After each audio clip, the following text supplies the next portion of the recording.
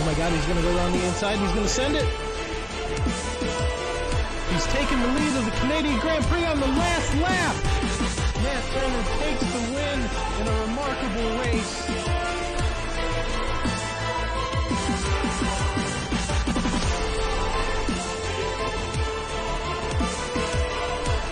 We have teammates coming together. How devastating!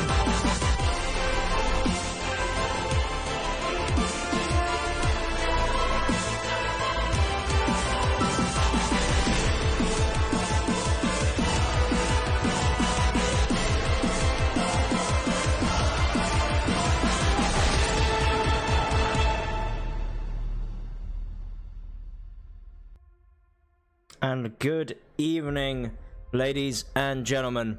Morning and afternoon as well, depending on where you are in the world. And here we are for round number 9 of the iFormula League Formula 2. And it is, once again, as always, going to be an absolutely incredible race we've got lined up for you here. It's going to be the Northern Grand Prix round, so Watkins Glen, and this will take place as the second American track that we have had so far on the calendar. 3.36 miles this circuit, and we are using the boot configuration of this today, which will include that bus stop, which for the F1 cars I know are going to be flat out. I am not sure whether or not these F2 cars will also be taking it flat out.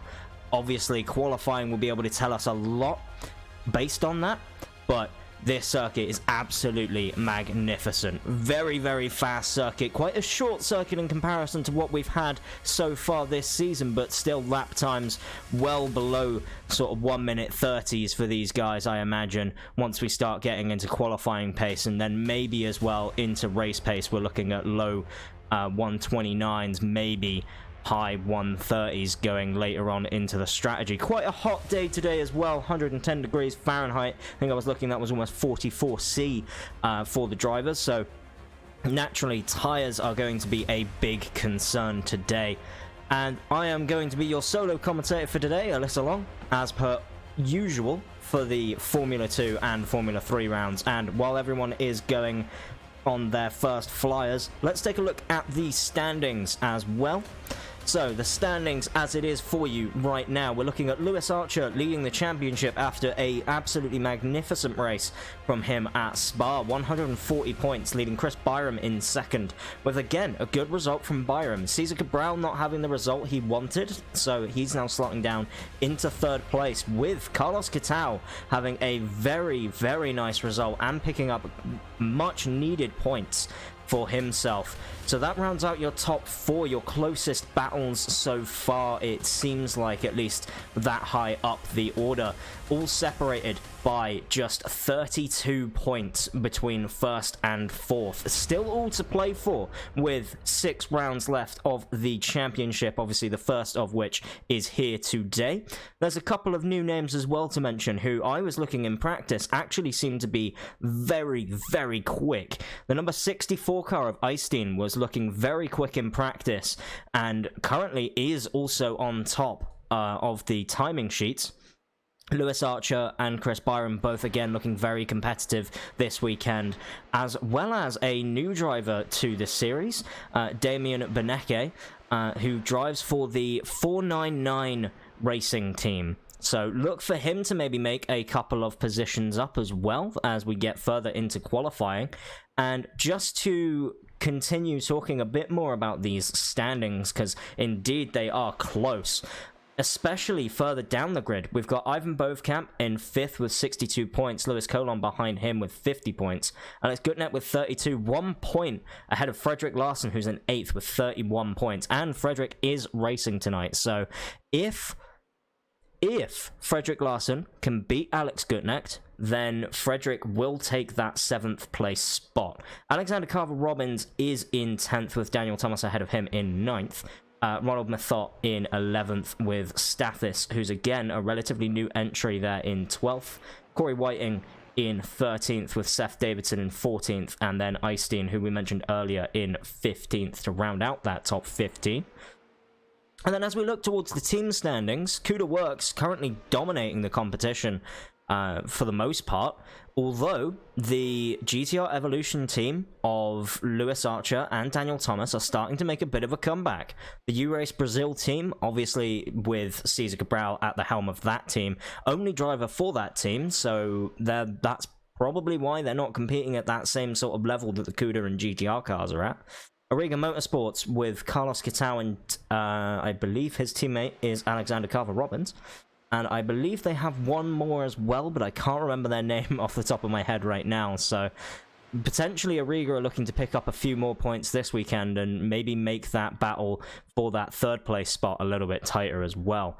But the standings all out of the way, let's take a look at how they're doing so far in qualifying. As it stands at the moment, Chris Byram is currently sat there on pole position, with Eystein currently trying to set a faster lap, so we'll jump on board and see whether or not Eystein can actually do anything to make that first place position.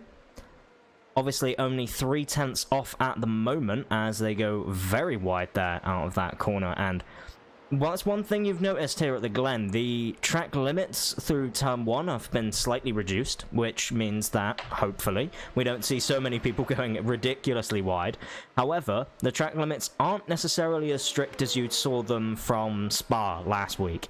So, potentially we're going to see a lot of people abusing those track limits to try and find as much time as possible, and seeing whether or not there is any more time to be gained from just going wide, potentially. Obviously, may unsettle the car with such a severe change in the way that the car handles, obviously over bumps and such, but definitely there's definitely time to be found, as you should be able to carry a bit more speed through with having your car just be that little bit faster on apex, because you're going on a slightly wider line, so therefore it makes the turning radius not as severe.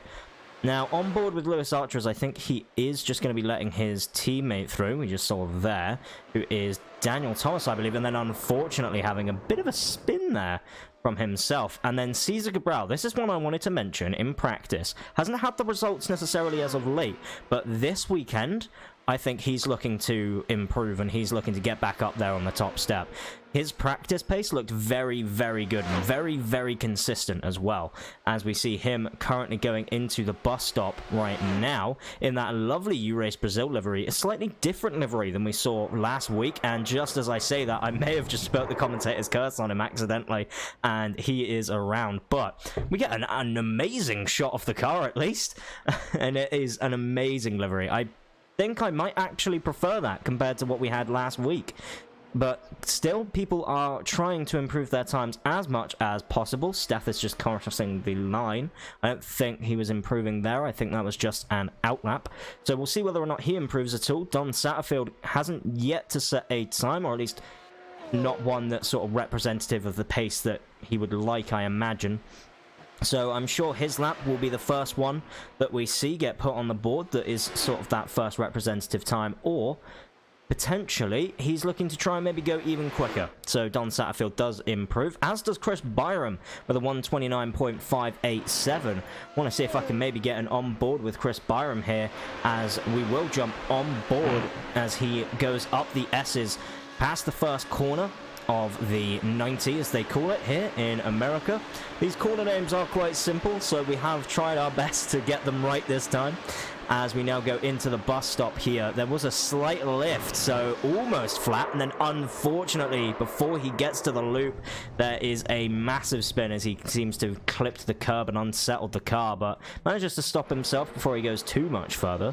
So let's jump on board with Cesar Cabral and see if he can do anything, as he is currently on an outlap, just going through the final two corners here, which would be, apparently, they don't have names. So the final two corners, we'll have to figure out a name for them as we go. But going into the first corner, here it is, the 90. Look for the braking zone just before the 100-meter board. Gonna hug that inside line as much as possible. Now, you can run a little bit wider than Cesar did there, so potentially see drivers to do that, especially on lap 1 of the race, as you may not get a slowdown penalty, but you might pick up an off-track. So going down this long back straight, a really good use of DRS if you have it to try and make that move just before you get to the bus stop. And a slight downshift and I think a lift, but near enough flat for these cars in this configuration. And then flat here through the outer loop before we go to the chute. Now this is where the corner names will get a little bit weird from here, because we go into the toe. And this is the section of the circuit they like to call the boot here at Watkins Glen, as it very much does resemble one. As you look on a track map, the going from the chute to the toe, and then here is the heel. And it is a very tricky corner to get right. Very late apex as well, and when you get on the power, you need to make sure that you are very well prepared here for this uphill left-hander that does have slight off-camber nature as well. So the car will try and snap on you on corner exit, on camber corner here, so you can really carry the speed through before the final corner here, trying not to hit that wall on the outside as you round out your lap. And Cesar Cabral does not improve his lap time. Oh no, wait, he does. 129.952. I spoke a bit too soon. But yeah, good lap from Cesar. Still needs to find 3/10 to compete with Chris Byram though. So we'll look to see whether or not that happens. And as we do so, let's jump on board now with Eystein, as Eystein has just set a purple sector as well, and currently in P3 at the moment, and currently 4/10 off what Chris Byram was able to set with that 129.587, as Beneke did just improve there. Damien now taking that 8th place spot, 1.2 seconds off Chris Byram, so still a bit more time to find in that car. But I'm sure for first time out, he's not going to be too disappointed with that. Carlos Quintao hasn't set a representative lap time yet, which is interesting, and something that I thought he would have done very early on in this session. 11 minutes of this session has gone, and it is a 25-minute qualifying session, as you can now see on the top left of your screens. And that is a big off for Eystein. Hopefully no one gets collected. Eystein does manage to keep that off of the track there, and manages to recover themselves and themselves back into the pit before anything happens there, and not affecting anyone's lap too much. But let's see where Carlos Quintao ends up after he does his first flying lap. That puts himself in 6th currently. So 6th place, slotting himself between the GTR Evolution boys. Not a bad result for Carlos Quintao. And then an interesting way of stopping there, looking up the rear of the car and just going straight into a wall. Very, very interesting way of grinding yourself to a halt from Carlos.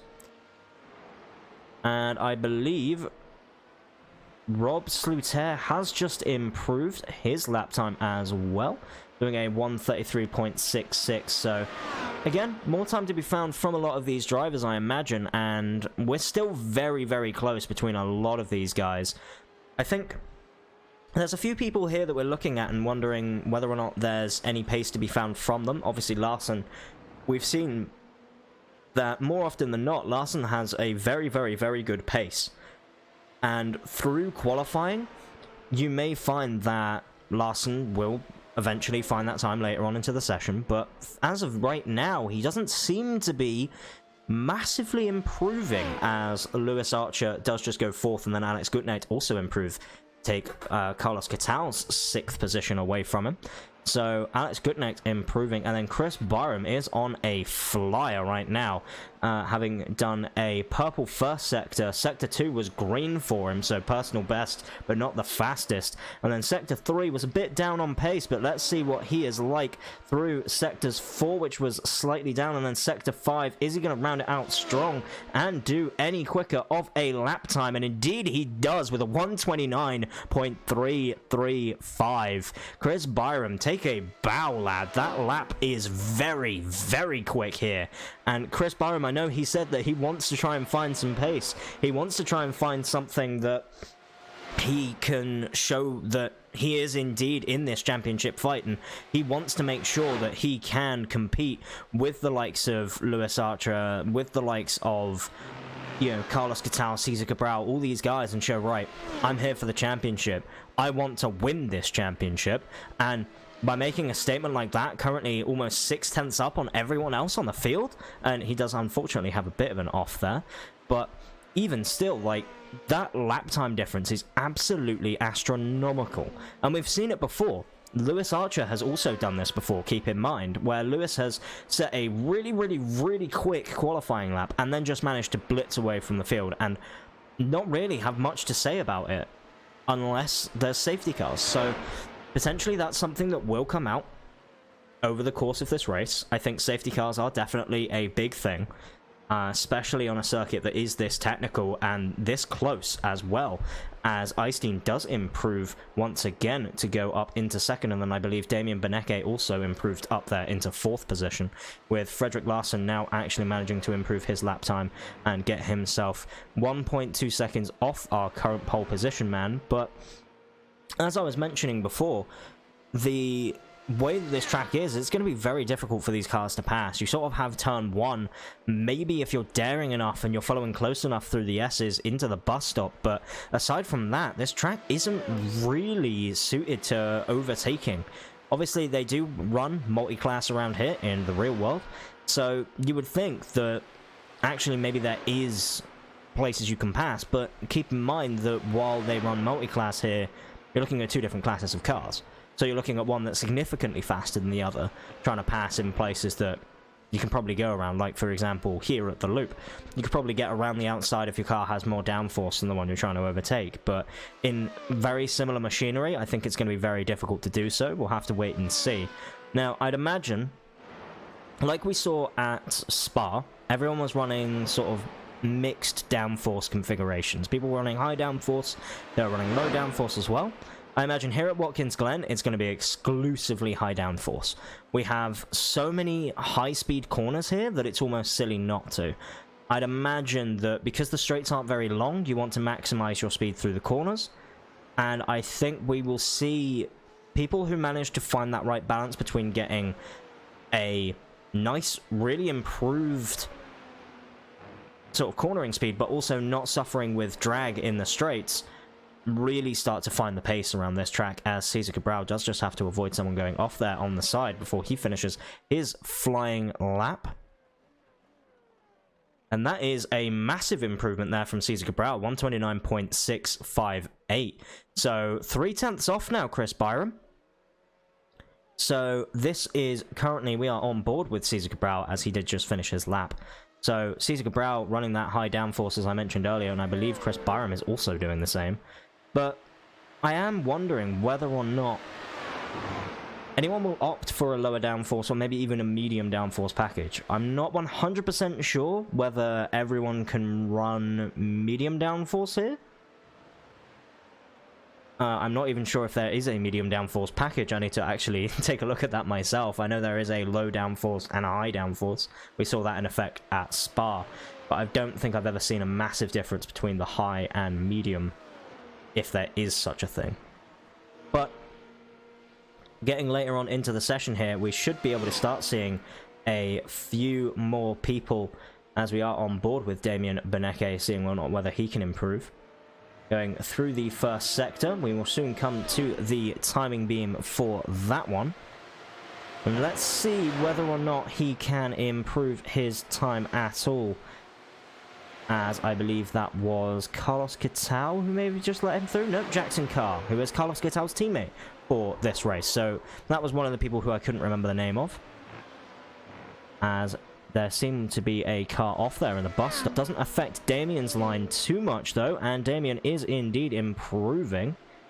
We'll have to see whether or not Damien does actually get a quicker lap in here, and if Damien can potentially put himself on the front of the second row, or at least maybe alongside Chris Byram into turn 1. We'll have to wait and see what he can manage, as it does look like it is going to be a very quick lap from Damien Beneke. Currently no purples, but at least improving on his times as he goes incredibly wide there. And again, we're seeing a lot of drivers use that incredibly wide line and almost taking a IndyCar COTA-esque line, as you see through the final corner of the IndyCar races. Sometimes there was a famous clip there of those cars going incredibly wide while battling. And it's almost a similar sort of thing that Damien's doing with that corner, so we'll have to wait and see whether or not that works for him in his favor, as Damien does indeed improve. There's a 129.777, lucky sevens for him, but doesn't manage to find the time to put him ahead of Eystein just yet. 0.01 of a gap, which is incredibly close between the two of them. And at the moment, it doesn't look like anyone is improving massively on their lap times. It looks like everyone is starting to...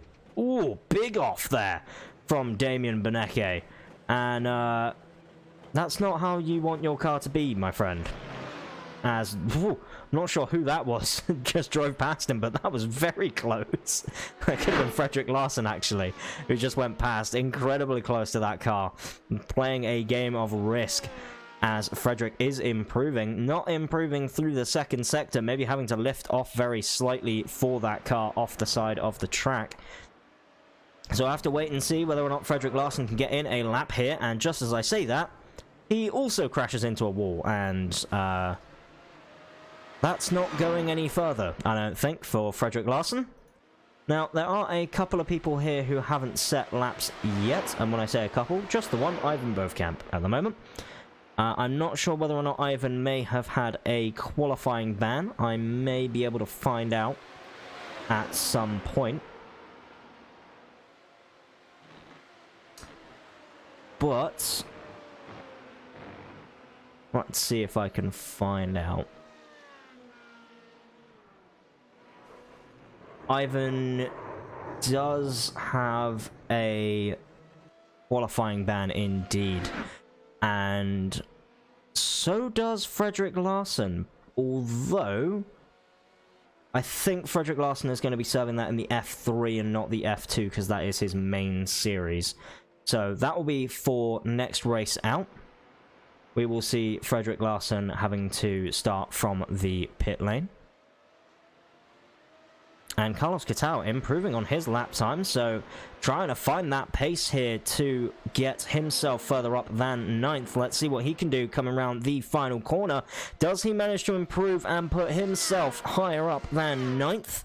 And indeed he does with a 130.372. Puts himself 7th place currently as it stands. So still not close enough to Lewis Archer to make any sort of challenge just yet, but we still have another 3 minutes of this qualifying session, so 2 or so laps to go for these drivers, and then that will be it. That will be your runs over, potentially finding a bit more time if you are on a lap or coming near the end of it by this time.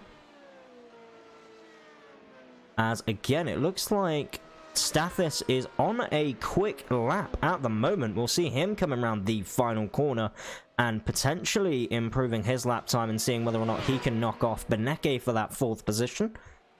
And that is not an improvement, unfortunately. May have lost time a bit too much in Sectors 1 and Sectors 4, maybe in the final couple of corners as well. But it doesn't seem like anyone else is improving just yet. Everyone's sort of trying to find their feet now, I imagine, before the race.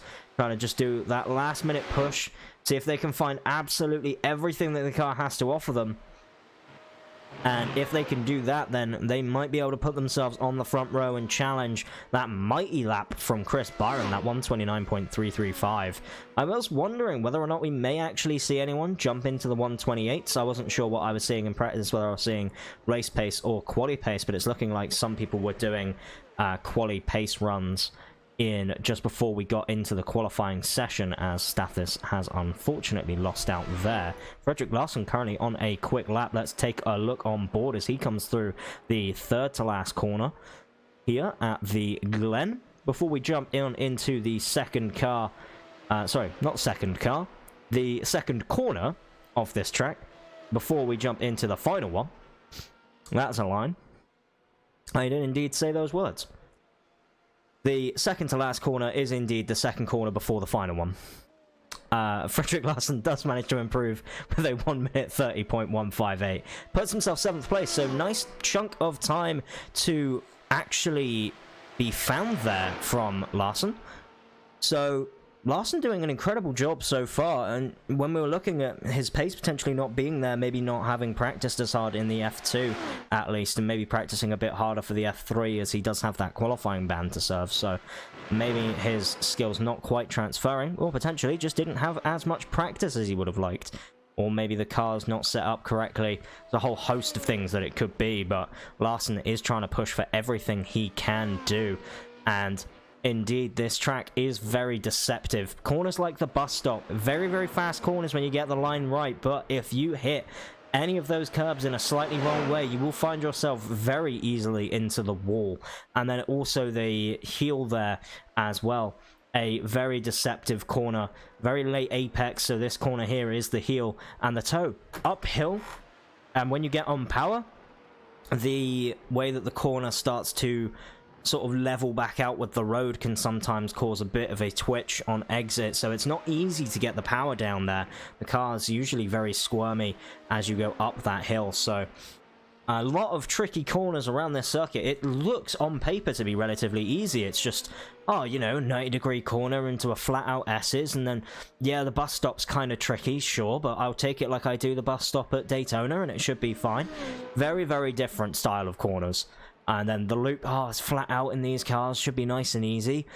You know, maybe if you're following in dirty air, it's a slight lift, or, you know, you can be really, really sort of committed to a lot of these corners, and it can actually catch you out in a lot of situations where you take in a bit too much speed, and all of a sudden you're finding yourself having to slow down way before the corner actually...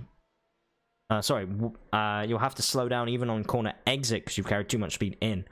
As Jackson Carr and Daniel Thomas are the only ones left to set qualifying lap times, but I don't think either of them are improving, so we will see them jump back to the pits, I'm sure. And that is the qualifying all done and dusted here from Watkins Glen, and look at that beautiful aerial shot, by the way. Shout out to Track Cams for Gourmet. Absolutely amazing job at getting all of these cameras here for us in the IFL. Absolutely amazing stuff, and if you want to get yourself involved with those cameras, we do have links down in the description, as well as also a link to our Discord now, finally in our YouTube descriptions. It took a little bit too long maybe to get involved, but we are now there, so you can now follow us also on the website, and we are doing a lot more behind the scenes on that as well. And just while we're about to go up into the warm-up, obviously we want to give a massive shout out to our sponsors as well. We've got quite a few of them. So we've obviously got TD Designs, massive shout out to them for helping us with a lot of the graphics work that happens along here with the IFL. VPG Sim as well, which is currently giving us a discount to our champions of each league, which is very, very nice. So potentially a nice way to get yourself a new rim for whatever sort of base it is that you're using. And then SRM as well, giving away a wheel for Formula 3's champion.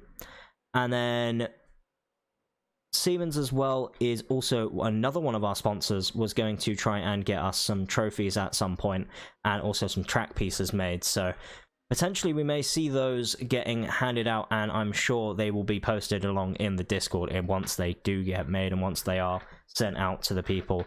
And yeah, I mean, we absolutely love our sponsors here. Major's Garage as well, SRM Sim Racing Mods doing amazing stuff, Major's Garage as well. Butt Kicker, obviously, massive shout out to them for providing also amazing prizes for the champion for each series. And, you know, without our sponsors, obviously we do a lot of this for free. We want to provide as much content as we can for you guys, and without our sponsors, I don't think we'd be able to go racing in the way that we do. So massive shout out to them, and then also massive shout out to everyone else that participates, watches, and just supports us as a league as well. We want to give a massive shout out to everyone who supports this league and watches us week after week, because we really enjoy putting this stuff on for you guys, and it's not going to be the same. So we absolutely love it. We absolutely love racing here. If you are a fan of racing and you also want to get yourself involved, obviously go into the website link. I will throw that up on the screen for you all now. I've got it here on the race info page. https://www.iformulaleague.com is the place to go. And as I mentioned before, we are also getting that website looking a bit tidier as well. So hopefully some nice improvements going forward.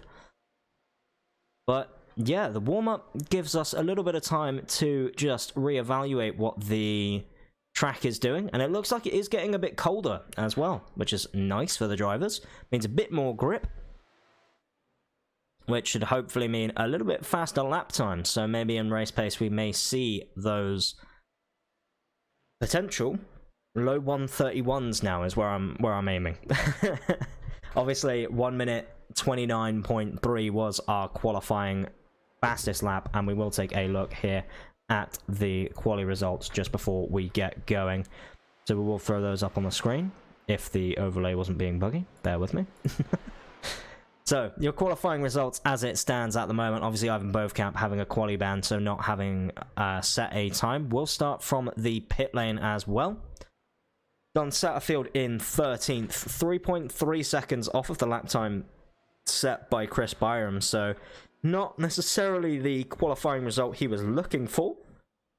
And then Rob Sluter from Pure Racing Opposition also in 12th, 3 seconds off of what Chris Byram was able to do. Daniel Thomas for GTR Evolution in 11th, 1.1 seconds off, which is where we start to feel like the grid gets really close. From 11th to 1st, 1.1 seconds off. That's pretty good going. Jackson Carr for Origa Motorsports, who is Carlos Catal's teammate, in 10th with a 1.118 seconds off of Chris Byram. Alex Gutnecht in P9 for Lumos E Motorsports, followed up by Carlos Catal ahead of him with the Origa Motorsports Basto driver. The Orion Racing car of Frederick Larson, who I believe is standing in for another team, but I can never remember which, and I will have to ask him about that later on as well, so I can get that corrected in between F2 and F3 sessions, because in F3 he runs Orion Racing, and in F2 I think he subs in for a different team, so I'll have to ask him about that one. But yep, Frederick Larson in 7th with the number 7 car as well. So maybe some stars aligning there and some lucky results coming his way. Lewis Archer in 6th for GTR Evolution, followed off by Stathis there in 5th position for Coco Racing AMN. And then Damien Beneke, first result for him and a P4 for him in qualifying. So starting off his season with a pretty big bang. And then Eystein in 3rd. 4/10 off of what Chris Byram was able to do, so an amazing result for them. And then Cesar Cabral in 2nd, starting alongside Chris Byram for the front row. But that is how it will line up here for Watkins Glen. Let's take a look at the grid here for you all, as all of these cars will start getting themselves lined up. And we are going to get ready here for the Northern Grand Prix here from Watkins Glen. And I am very much excited for this one. This one is going to be absolutely incredible. 40 laps here. And we are getting ready. The nerves of the drivers starting to settle in. Chris Byram on the inside for turn number 1. Needs to be careful from that charging Cesar Cabral. And let's wait for those lights to come on. And as they do, you'll hear the revs rise. And all the lights are out. And we are green here in Watkins Glen. An absolutely amazing start from Cesar Cabral. There was a couple of other people who may not have got off the line as good. So into turn 1, we have Cesar Cabral followed off by Damien Beneke. Chris Byram leads the field with Lewis Archer behind, having an amazing start from Lewis. So Stathis dropping a couple positions as well, I think, followed off by Alex Gutnet, Frederick Larsen, Eystein dropping a massive amount of position. So going into the bus stop for the first time, let's see how it looks. And so many cars trying to go almost 3 wide into the bus stop, and that's not how you're going to do it. And Alex Gutnet comes worse off from turn number 3 or 4, I can't remember, but Frederick Larsen managing to benefit from that. Eystein also gaining a couple more positions off of Alex Gutnek's spin there, and honestly, looking at seeing a couple people trying to go 3 wide through the bus stop, that's not what you want to do at the start of the race. Damien Beneke is now pushing for 3rd place. Lewis Archer doing an incredible job, jumping up 2 positions to get himself up into 4th. And is Lewis Archer going to be able to make a move up on the inside of Damien? He's going to look for it round the inside here and gets that move hopefully made before he has to maybe try going around the outside. And indeed, he has got that move done and secured. But Damien is looking up the inside, so Lewis has to be careful, has to know that there is a car there. And unfortunately for a few people like Alex Gutnecht, going just even 2 wide on these cold tires on the opening lap is not where you want it to be, and that has resulted in our standings as it is so far. Chris Byram with the lead, followed by Cesar Cabral, followed by Lewis Archer, followed by Damien Beneke, who is closely followed by Stathis. And there is going to be a huge train of cars here. We're looking at Eystein, Stathis, and Damien Beneke all battling it out for that 4th position, and Stathis, I believe, was almost trying to push him through the corner here, as we will jump on board 3 wide before the bus stop. Boys, you've got to give up. One of you has to give up before you go into the bus stop. This could end absolutely amazingly. And oh no, there's been a huge collision. Stathis unfortunately getting taken out there, and Daniel Thomas is also having an issue with Eystein having a massive crash as well. Eystein having nowhere to go, with Stathis unfortunately losing that front wing and having incredible damage to that car. And unfortunately, he's probably going to have to come back to the pits and is very undrivable in that car. As oh no, Daniel Thomas and Stathis again colliding, and unfortunately there seems to be a bit of a pandemonium going on here while all these drivers try and collect themselves, and there seems to be quite a few people who have actually managed to benefit from that, as we do have a full course yellow, so the race will be neutralized after what I can only describe as a very unfortunate incident, but one that we sort of could see coming when you go 3 wide into the bus stop. I want to see if I can maybe get a better view of that on board with someone, as I will jump on board with Stathis and we'll try and take a look at that one again. Might actually have to go back a bit further than that. So here we are on board with Stathis on the outside line here. So Stathis tries to take his line into the corner, and unfortunately Damien doesn't really give him anywhere to go, and he catches that curbing all sorts of wrong. And then Eystein also has nowhere to go, and as such the yellow does get called. On board with Eystein here on the inside line, tries to make it 3 wide, but definitely thinks better of it, and rightly so. And then unfortunately, yeah, as we saw, Stathis just had nowhere to go really, and unfortunately there was a massive collision, and then I believe Daniel Thomas was also collected. So here we are on board with Daniel Thomas. We may be able to see this a bit better between all 3 of the drivers. So yeah, and there's just nowhere to go for him. An unfortunate result ends in Daniel Thomas just sort of being a spectator at that point and just not able to make any sort of moves afterwards, and that is going to be severe damage to that car that he's going to have to try and repair at some point as well. And the bus stop once again showing that you can't really make a move there. I did mention this to Lewis Archer as well after the moves he made at Spa through Pouon, saying that if you try those types of moves at the bus stop, you are a madman. And already we're seeing it from quite a few people, that if you indeed try a move into the bus stop, it does not end well for you. So we're now going to be seeing quite a few people coming into the pit lane, So I believe Staffis is coming into pit, and I believe Daniel Thomas and Icene have already come in to use that fast repair. Not opting to get a full pit stop under the safety car, so just using the fast repair and then getting back out to continue the race. And I imagine we may see some other cars get involved at some point and maybe start using their fast repairs. So we will take a look and just keep track of that one. So Daniel Thomas, Icene, and Staffis, the only ones who have pit for now. And a very exciting couple of opening laps there on lap 1, 2, and 3. And honestly, trying to keep track of all of it is very, very difficult. And I imagine that these drivers just now have to be just a bit more careful on colder tyres. Especially going into the bus stop. No more 3 wide moves into the bus stop, lads. That's all I'm asking you. All I'm asking is no 3 wide moves into the bus stop. If we can manage that, we'll get a good race out of them. But it is always an amazing race here at the IFL. Always in these F2 cars. Always provides incredible action.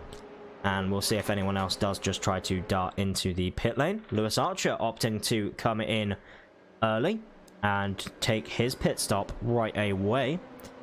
And then also Icene now does finally come into the pits to repair any sort of remaining damage on that car.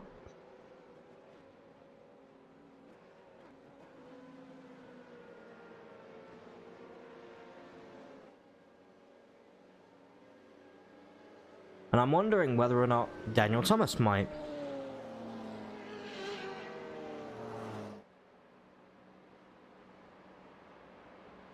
Wondering potentially whether or not Daniel Thomas might come into the pit lane. But it doesn't look like he is. Although just as I say that, there he is into the pits. With quite a broken car. And I will say, into that bus stop, as Antonio Jimenez is mentioning here, that just the curbs unsettle the car so much that if you catch them wrong, you're sort of a passenger. There's not much you can do, and you risk not only your race, but also the race of the guys around you as well. So trying to make moves into the bus stop, unless you know that the guy's going to lift off, it's not usually a very wise place to do so.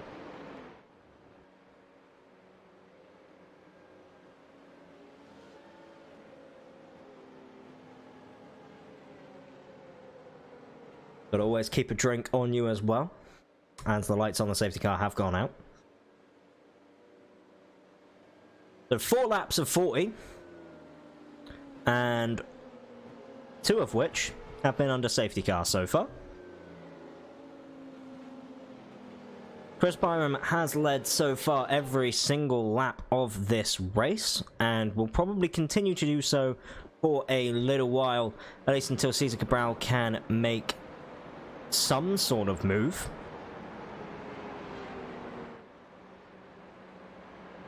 So the lights on the safety car are out, which means Chris Byram is in control of the pacing once the safety car does decide to leave them and go back into the pit lane.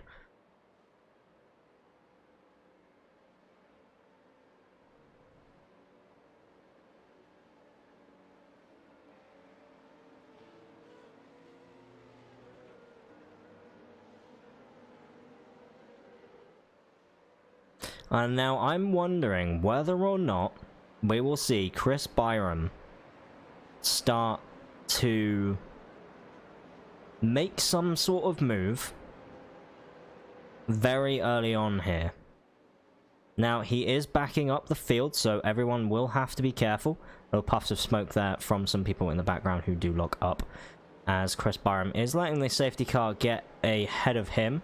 We'll see when Chris Byram goes, and he is looking to just continuously slow down this field even further than he is currently, And it is looking like everyone is so eager to go. Chris Byram is going to shoot when he is ready, and it is going to be probably on the exit here of the final corner. Let's see when he goes, and indeed, I was right. On the final corner, he has gone. We are back to green flag racing. Cesar Cabral trying to hunt down Chris Byram into turn number 1. Damian Beneke leading Cesar Cabral, behind Cesar Cabral, as Frederick Larson is now behind Damian Beneke. Carlos Catal getting past his teammate, as Jackson Carr's now going to have to do a bit of defending from a very hard charging Ivan Bovkamp, as both of them are going side by side into the S's, and oh no, safety cars breed safety cars, and I'm wondering whether or not we might get another one, as boys, you need to sort this out before the bus stop. And I think Jackson Carr has just lifted off enough, and I believe we are already having another safety car, so I'm not sure what happened there. I may have jinxed it by bringing out another safety car potentially a little bit early. I'm not sure what happened or what caused that, but Don Satterfield crashed and Eystein did go off track. So let's see what happened with Eystein, as Eystein has now jumped back to the pits. And oh my goodness, there is a massive collision there in the S's, and that is Eystein in a barrier, which reminds me very much of the flying Mercedes we saw at Suzuka. And that is not where you want to end yourself. That is not where you want to end your race. That is in a wall, and thankfully the catch fence was there, so our spectators didn't get injured. But I want to see what else happens here. So from Don Satterfield's point of view, they're going through the S's, and then we see, I'm not sure who that was, but Don Satterfield just gets launched there, not able to really do anything. And I want to see if we can maybe take a look at that from potentially a different view that may give us some sort of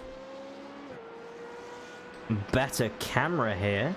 So we will take a look at it again from TV cam, and let's see who this was behind. I believe this was Alex Gutnecht trying to make the move, and then unfortunately the two collided together, and I believe that may have even been Lewis Archer, who has just managed to escape that. I think may have got damage from it, as Daniel Thomas was ahead of them. But that was a huge collision. Was a huge collision. So I want to see who's involved here. So we've got the number 1 of Lewis Archer behind. How did Lewis avoid all of this?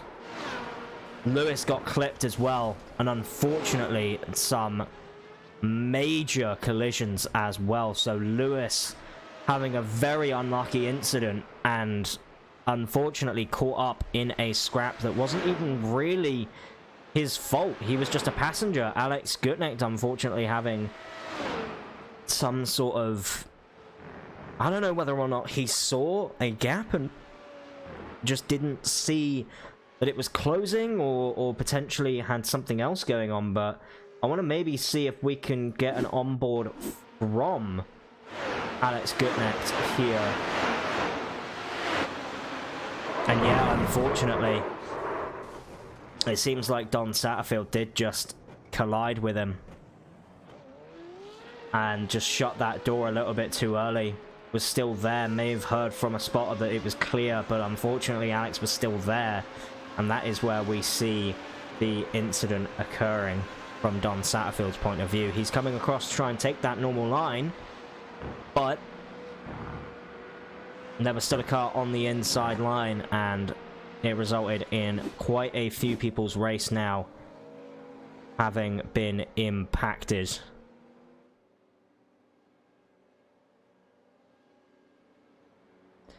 So we're looking at both GTR Evolution cars getting involved in that one. Alex Gutnecht obviously coming off quite bad from that, as well as Don Satterfield as well coming off quite bad on that one. Eystein as well having probably now ended the race from an incident like that.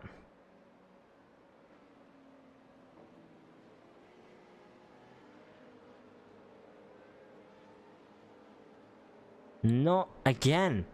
It's one of those situations where we're seeing people trying to make moves where, unfortunately, it's not really on through the S's. You've got to really trust the car you're driving with up in the S's.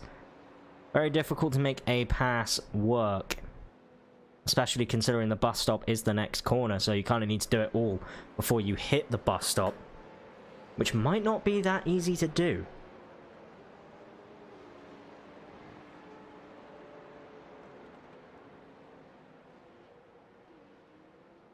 But we'll wait and see whether or not these cars here all come into the pit lane.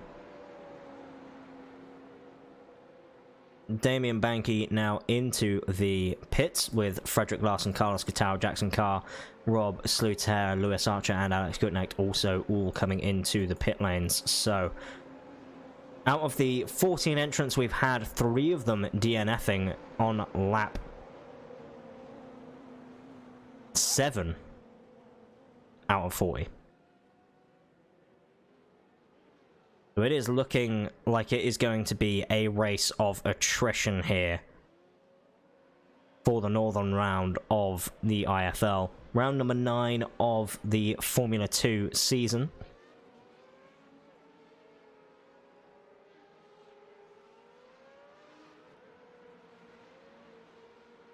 Although, what this does mean, as we have a CUDA 1-3 at the moment, Chris Byram, Ivan Bovkamp, currently 1st and 3rd.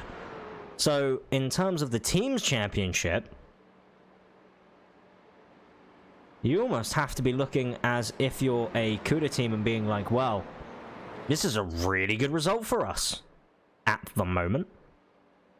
Yeah, we got 1st and 3rd. Cesar Cabral currently splitting us, but that's fine. And the GTR Evolution cars, who are your next closest in terms of the team's championship, well, at the moment, one of them is in 4th, and the other one was almost out of the race in 9th. So,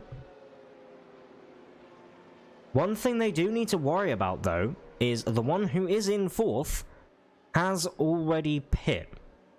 So the cars in 1st, 2nd, and 3rd have not pit yet.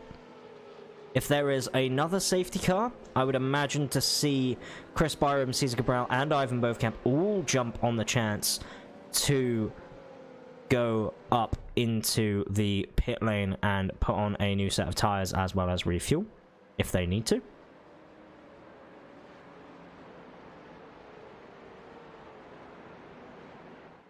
But the lights on the safety car are indeed off, so the safety car will be pulled in this lap. And then we will see these guys all go back racing again for lap number 8 here. And again, 2 safety cars. Are we going to see another one? I really hope not. But potentially we could see another safety car. Safety cars breed safety cars. We hear it all the time in lots of different forms of motorsport. So we may see another one, and I hope not, but if anything is to be learned so far, it's that these guys will try for moves where moves probably aren't on.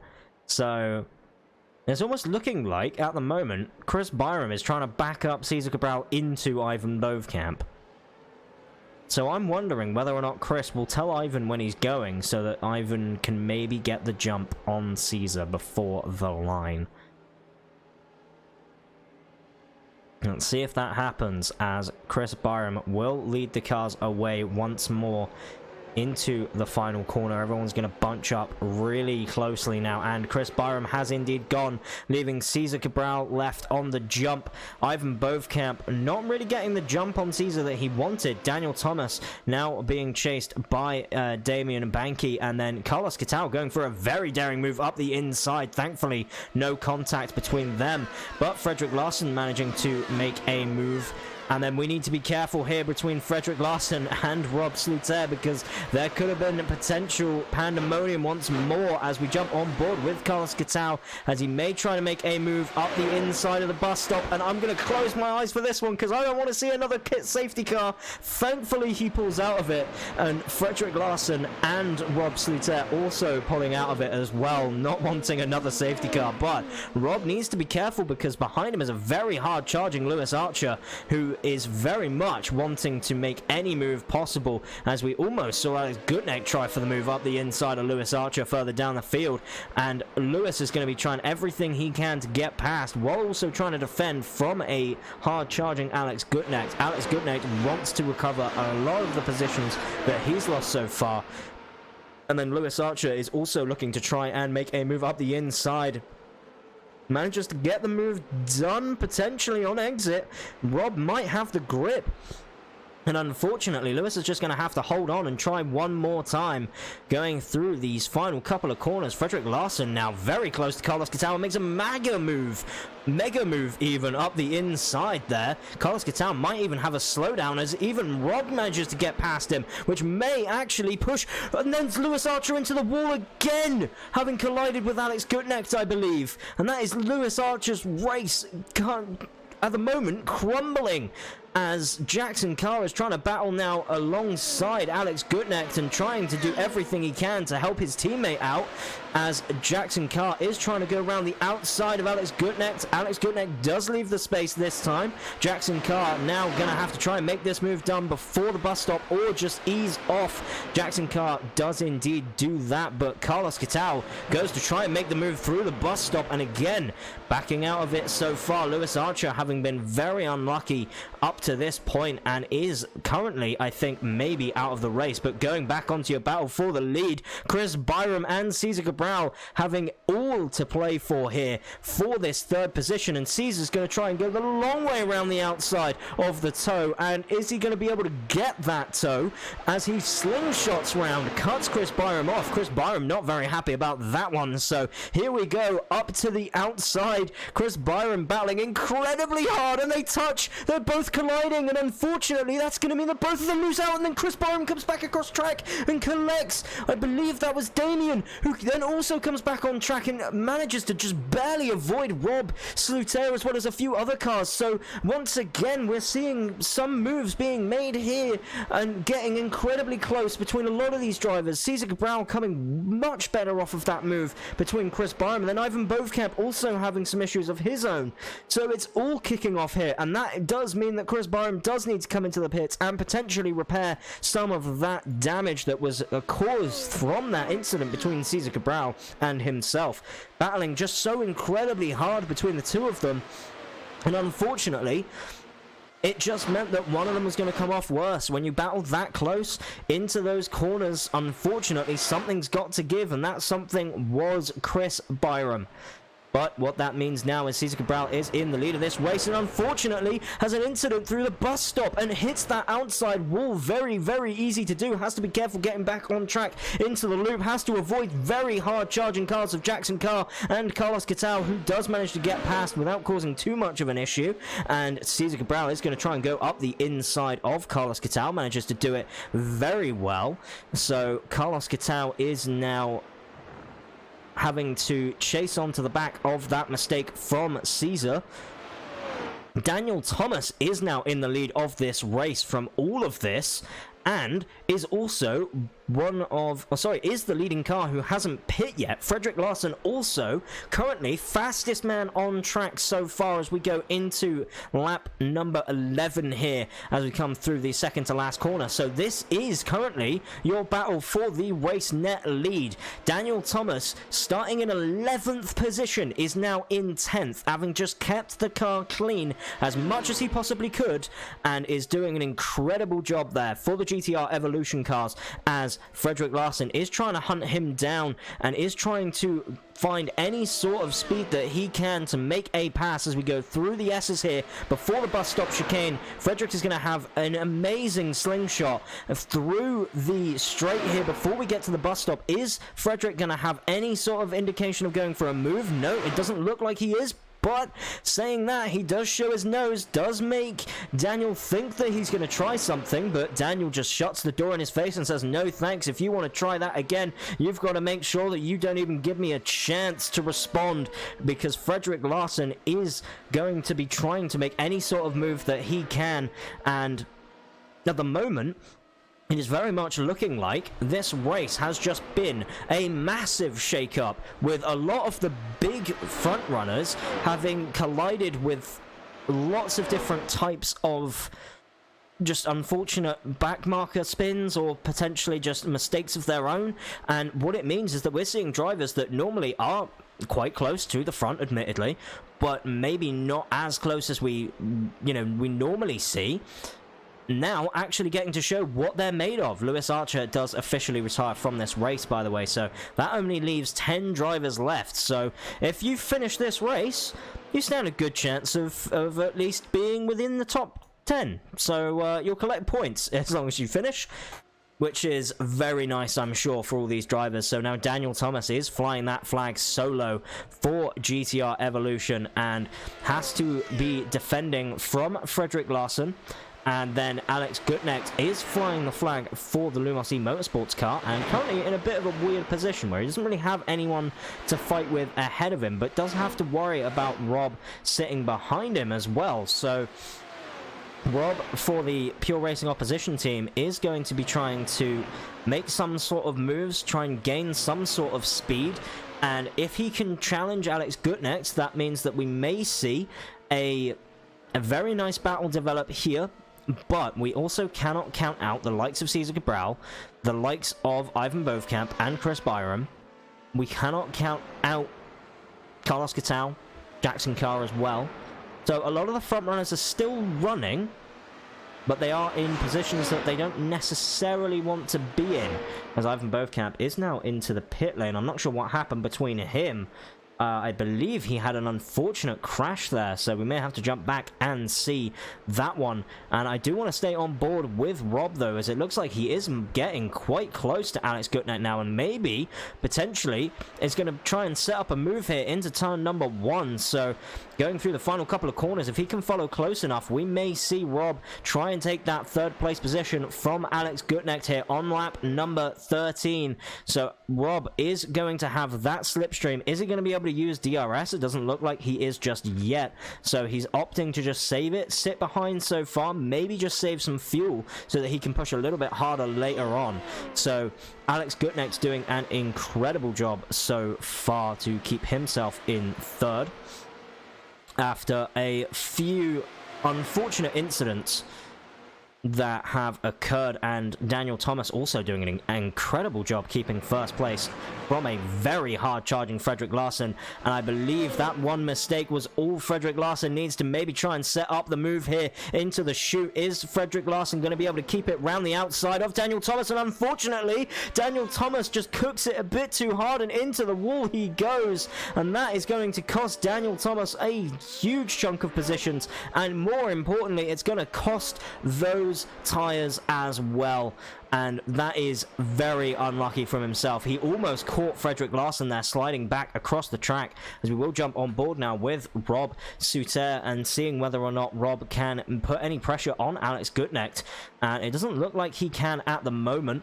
So at the moment, the two having very similar pace, so any sort of mistakes coming through from Alex Gutknecht are also probably the same sort of mistakes that Rob is doing, considering they're following each other so closely. You might think that they're using identical lines as well, and Rob is maybe going a bit tunnel vision mode as they continue to chase each other around at incredibly similar lap times.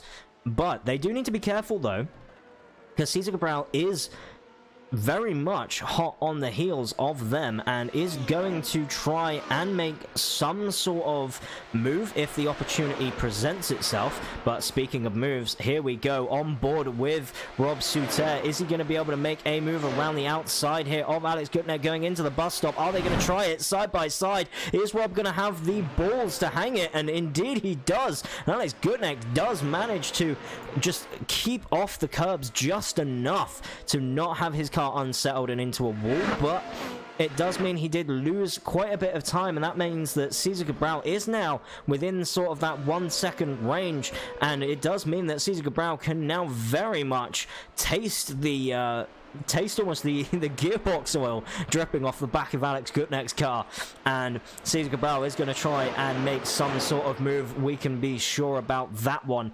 Definitely looking faster than the 2 cars ahead of him, so Cesar is looking to try and make the move as early as possible and then start hunting down Frederick Larson to maybe try and win this race.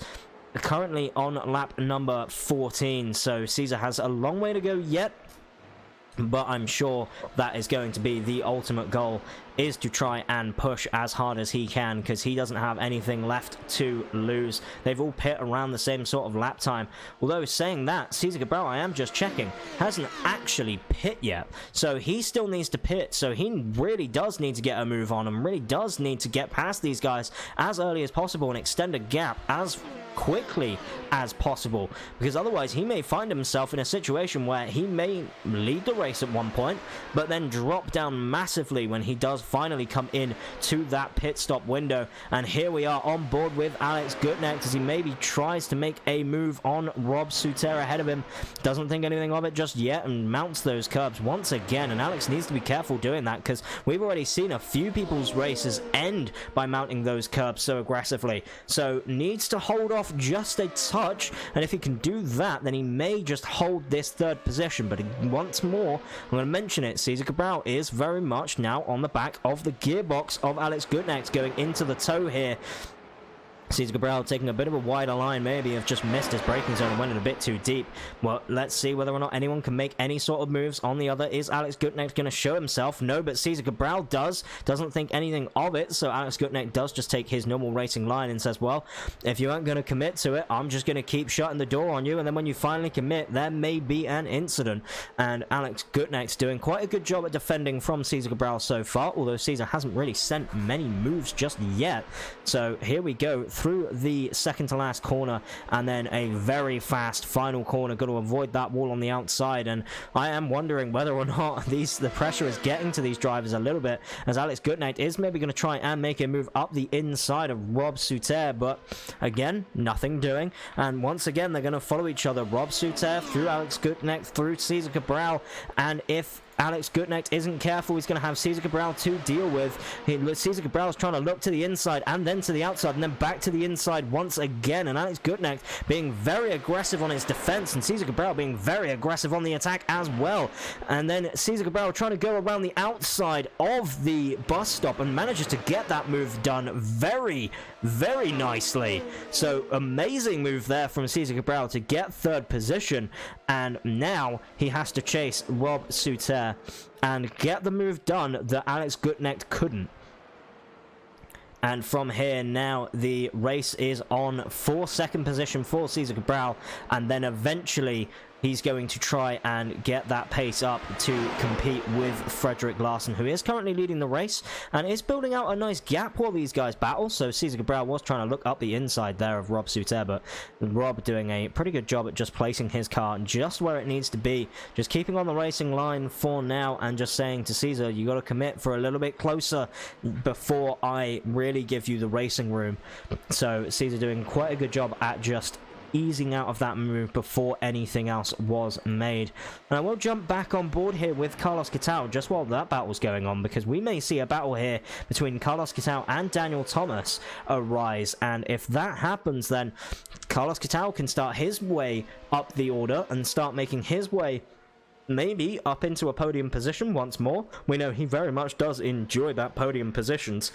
He's had enough of them so far this season, but also seems to have a little bit of an unlucky spree through the mid-course of our season so far. He's had a few unfortunate results, and I believe we are now seeing a battle here between Cesar Cabral and Rob Suter. I missed that pass, but Cesar, if he just did the same thing that he did to Alex Gutneck, Cesar right now is absolutely showing that he is going for a tear. Let's see if we can get on board with Cesar Cabral, and indeed he does. Look at this, up the inside of the first part of the bus stop, and then just takes his natural racing line and says, right, I've made the move already on the outside line, and I'm going to take take that racing line if you're still there, then unfortunately we're colliding, but if not, then I'm just going to continue driving my line, and that's the move done. So Caesar being very aggressive, but it worked out in his favor.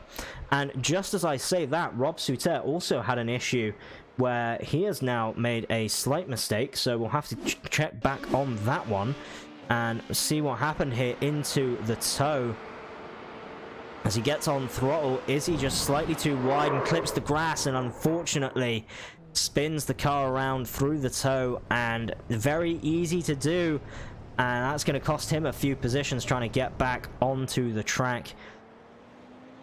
So Rob Souter doing an amazing job at keeping up with the likes of Caesar Cabral and Alex Gutnight, but then unfortunately having that incident that is going to now put him a bit further down the order than he'd like to be.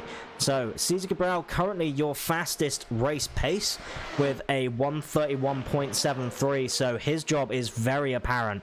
It is go for Larson. Caesar Cabral is in his head right now going, I want to win this race. I need to push for everything I've got because I have not pit yet. I know everyone else around me has, so I need to find a gap. I need to get ahead of Frederick Larson as early as possible, and then I need to build a gap before I go on to pit. So we may see Caesar Cabral go very late here into the pit stop window, and maybe even pit on the last couple of laps, depending on how the gaps look like, because I don't see there's any other way for him to truly maybe make a chance at winning this race, because even if he comes into the pits right now, depending on how long his pit stops are, you're looking at losing about 20 or so seconds, maybe even more, under a pit stop. And that could push him down into, at the moment, maybe P6, P7, possibly. So that is a long way back from Frederick Larson, who doesn't have that sort of time to sink in.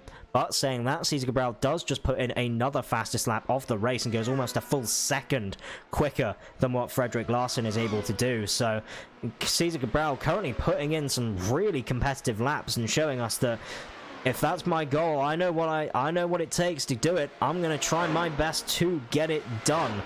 And he can now actually see Frederick Larson as he goes up through the S's into the bus stop. So he knows how far Frederick Larson is ahead. He can visibly see that gap get closer. He can see Larson's car getting bigger. And as it does, he's going to continue to push harder, push for these faster laps until he gets within range of Larson, and then he's going to try and make the move as early as possible. But Rob Souter is now also out of this race, so Rob will now be DNF'd. So currently 8 cars remaining so far in this race out of a start of 14. It is very much a battle of attrition here at Watkins Glen, and we've only had 19 laps so far.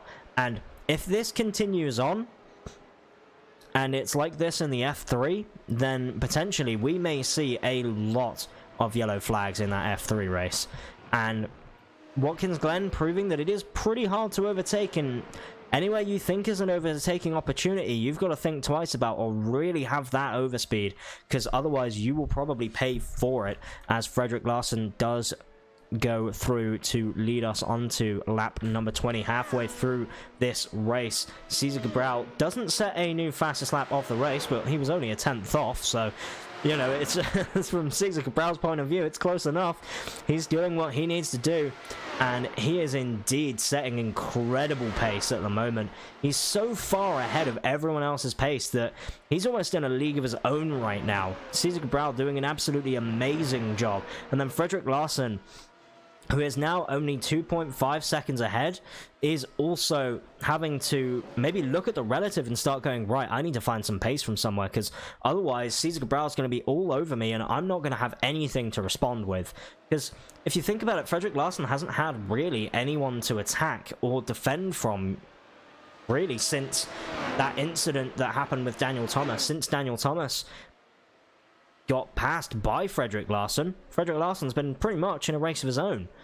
Everyone else behind him has been battling, so he hasn't had to worry about them, but soon he will be able to see Caesar Cabral in the mirrors getting very big, and it's gonna have to start looking like Frederick Larson's gonna have to rack his brain to try and figure out a place to defend because if not, Cesar Cabral isn't going to think twice about sending a move. We've already seen it through the bus stop twice on both Alex Gutnecht and also Rob Suter. So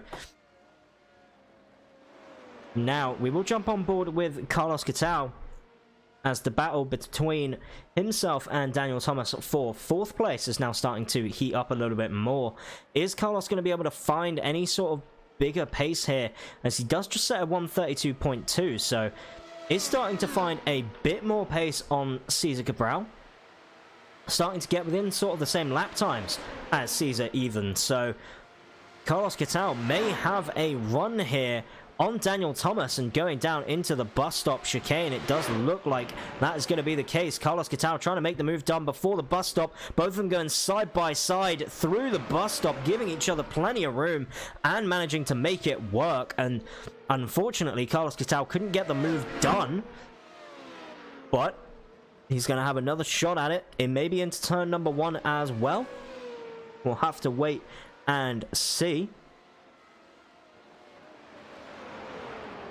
Daniel Thomas doing an incredible job at defending from Carlos Gattal into that bus stop chicane, and, you know, actually showing that you can race through there. It's not ideal, but you can do it. You just have to be incredibly trusting of your competitors and trying to make sure that everyone can get through the first couple of parts of that corner safe without anyone taking too much of the curbing on either side, because otherwise you may find yourself in a wall. So putting very big trust there in their cars to be able to handle that sort of type of curb. I imagine we're not going to see a similar thing in any wider cars, like for example the F1 cars later on tomorrow. And at the moment, Carlos Gattal not quite close enough, but one man who is Cesar Cabral. He's done it before on Daniel Thomas, he's done it before on Rob Suter, and he's done it once again on Frederick Larson. Cesar Cabral is now leading your race for the Watkins Glen GP here, so the Northern GP for the IFL, and Cesar Cabral is now going to start trying to make a gap up and almost has a second gap before you get to the toe of the boot section here. And if the gap continues extending at this rate, depending on how much Cesar Cabral can pull out, he may be able to find the pace required to actually attack Frederick Larson again near the end. I don't think he'll have the pace difference to extend the gap to a point where he can get a free pit stop, but he might be able to get that deficit down at least enough to where he can attack with Frederick Larson near the end to end up battling for the lead of this race. And just as I say that, Carlos Gattal did manage to get past Daniel Thomas for P4, so we'll take a look at that move and see how that went down into the bus stop. Carlos Gattal going up the inside well before the bus stop and then just taking the racing line. And that is your move done, nice and easy. And then Daniel Thomas just had no response to it. So that is now Carlos Gattal up into P4 and looking to try and hunt down Alex Gutnecht the best that he can. Chris Byram is also now into the 131.9s, as well as Damien Banky there into in P7 currently. So starting to find a bit more pace, a couple of these drivers, as we get further on into this race on lap 23 of 40. And then just as I say that, Banky does a 131.7, which is very close to Cesar Cabral's best lap. So Damien now finding quite a bit of speed, and I don't think it's going to be enough to potentially cause that gap to diminish between himself and Chris Byram. But it's at least showing that he may be one to consider later on through other rounds. If that sort of pace continues, then potentially we could find him sitting quite pretty near the top, especially as we get near the end of the championship. We'll start getting an idea on what the gaps are going to look like as we go into the final couple of rounds. We go into like round number sort of 13 or 14, we'll really start to get an idea on just what those gaps are like, and is it going to come down to the final race of the season like I think it is at the moment. And to be honest, if the races continue like this, with having unfortunate incidents with the likes of Lewis Archer and then Chris Byram not having the results that he's looking for, then potentially, yes, we may see it come down to the final round of the championship, and we may see a 4-way, maybe even 5-way battle for the lead of the championship on our last Silverstone round, which would be absolutely incredible to witness, especially if they're going to be close in qualifying.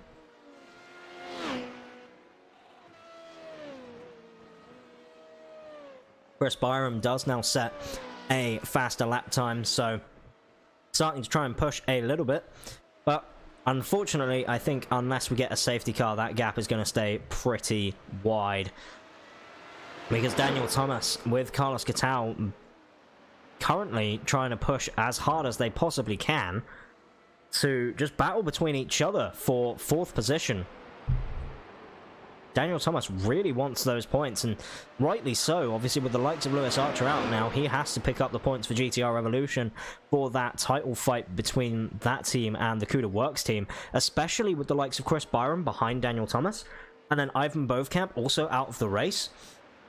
You're looking at Daniel Thomas having a result where this is very big points differences between the two of them, and if he can pick up these points, and if he can get ahead of Carlos Gattal and put a car between himself and the CUDA Works car, then the points go in the favor of GTR Evolution, and we may even see the points difference start getting to a point where we get some constructor battles going on before the final round, as well as the driver battles going on, which again would be absolutely amazing. We would love to see the championships be decided by the final race, maybe even the final couple of laps as well, because it would mean so much to these drivers, I imagine. And here we are on board with Daniel Thomas as he does go down this straight here after coming out of the S's. Is he going to try and find a way to slingshot past into the bus stop chicane? It doesn't look like it. Looks like he's just holding off for now. He's just going to observe Carlos Gattal, find out where he's quicker, find out where Carlos is faster, and then make a move later on into the race. And while I'm saying that, the gap between Cesar Cabral and Frederick Larson keeps extending, so Cesar is trying to extend that gap as much as he can to a point where Frederick is not able to really attack him coming out of the pits. But keep in mind, we only have 15 laps left of this race, and if you can't get your gap to at least 20 seconds, maybe more, you're not going to have necessarily a free pit stop. So if Cesar was sensible, he'd use this sort of race pace that he's got right now to maybe try and find a bit of clean air where he can pit, not be interrupted by any battles, and then from there, just push like mad to maybe try and finish up P3, because I don't think he has that sort of P1 miracle pace right now, unless we get another safety car. Unfortunately, not pitting on either of the safety cars may have cost Cesar Cabral the win of this race. But we'll have to see how it pans out, because he is still setting some of the fastest lap times so far. But as I say that, Damian Banky does just go through and set the fastest lap of the race with a 1:31.614. So it does take a point off of Cesar Cabral there, which means Cesar's points as it stands currently is just going to be 25. I say just, that's still an awful lot of points in comparison to the 18 you get for finishing second, and then the 15 you get for finishing in third. But it's at least not going to be 26 or maybe even 27 if he doesn't pick up any sort of off tracks or the safest driver point. So there's also something to consider, is the fact that there are 2 bonus points on offer every single race, and as we start getting later on into the championship, those bonus points may actually decide the championship standings before the final round and maybe give one driver the edge over another. And again, it is going to be very close, this championship fight, especially if we get these inconsistent results from a couple of other drivers like like Lewis Archer and then Chris Byram, Ivan Bovkamp's teammate. you know, if we start getting inconsistent results from those drivers, then who knows? Maybe the championship gets shaken up so much that we don't have to think about just those 4 anymore. And with Cesar Cabral and Carlos Catal obviously being the other 2 in that championship fight. And just to say that, Chris Byram is starting to pick up the pace a bit. And so is Damian Banky with a 131.56. So all of these drivers are battling so close right now in terms of just on-track pace, but the closest battle on track we have for you is between Carlos Catal and Daniel Thomas, and this battle is incredibly close so far. Both drivers doing an incredible job at keeping it clean, respectful, but also incredibly quick. So while everyone else is doing 131s now and starting to really, once that fuel burns down, really starting to push for everything they've got, these drivers are sort of keeping around that mid-32 range, which is meaning that, yes, they're still slower, but you have to keep in mind they're battling, whereas a lot of other drivers aren't currently on track. So we may start seeing the first couple of lapped cars also come through as Cesar Cabral just... What did he just do? Setting a 131 flat, going half a second quicker than everyone else on the field. Cesar Cabral managed to just find half a second in the space of what? Like 2-3 minutes on track. He's just decided, you know what? I'm tired of this gap between myself and Larson not being big enough, and I want to go even faster. So I'm going to do a low 31 and start to maybe try and push for a high 1 minute 30 as well. And I swear, if he goes any faster, I don't think we're going to have a faster driver on this track than Cesar Cabral. He is doing an incredible job at just maintaining a ridiculous level of pace and trying to sort of make up that deficit between himself and everyone else, obviously, who have pit. So we may see from himself coming out ahead of Carlos Catal potentially, depending on when he pits. It is lap 28 now. So if he pits on this lap, he will have 12 more laps to go on the set of tyres that he does put on. And also a slightly lower fuel load as well, I imagine, than maybe a couple of the other drivers who have probably just fueled to the end now. But he doesn't come into the pits this lap by, so he's got a strategy in mind, and I think that strategy is just push the gap as far as he can.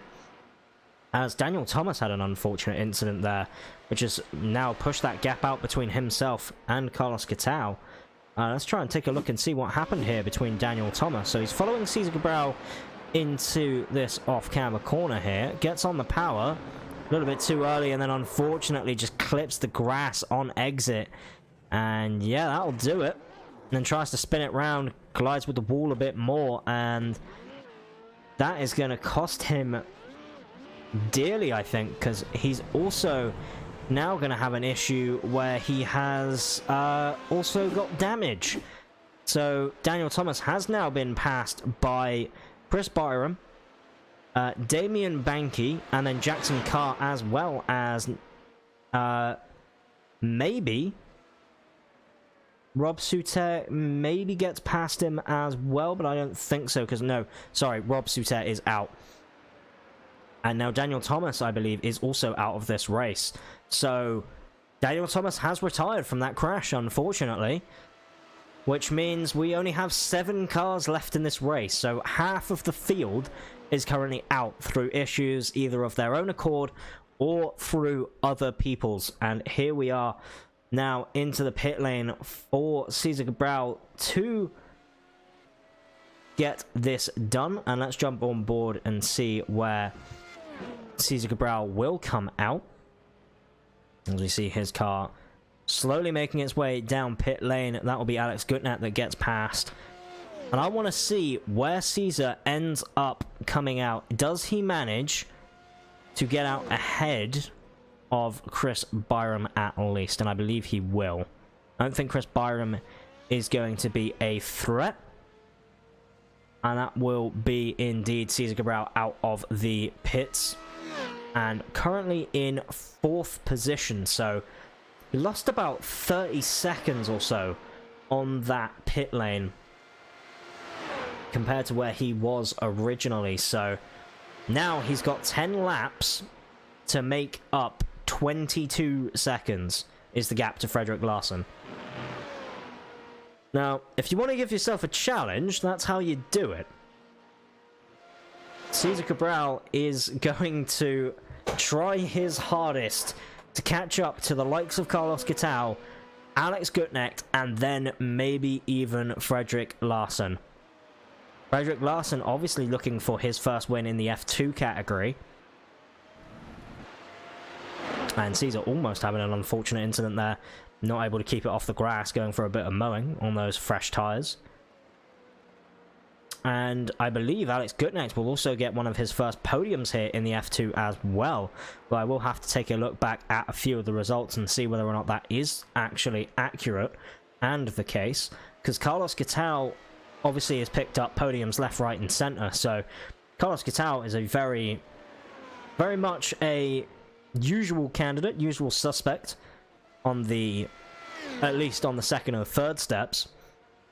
But Frederick Larsen, usually racing in F3, and has been on the podium before, I believe, was in Barcelona.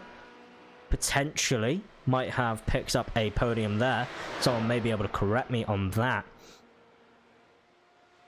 And if that is true, then we may see Frederick Larsen pick up his first win, but second podium in the F2 category so far here for Season 3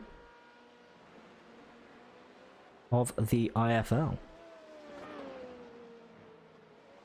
And I'm going to see whether or not anyone put up potential standings, because I know someone usually does a little bit of a talk post race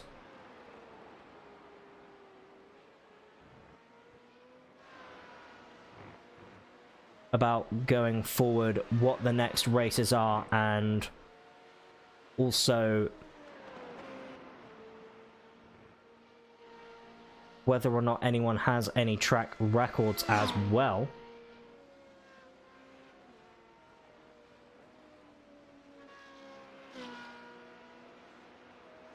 Indeed, Rory Collins did put out a few laps.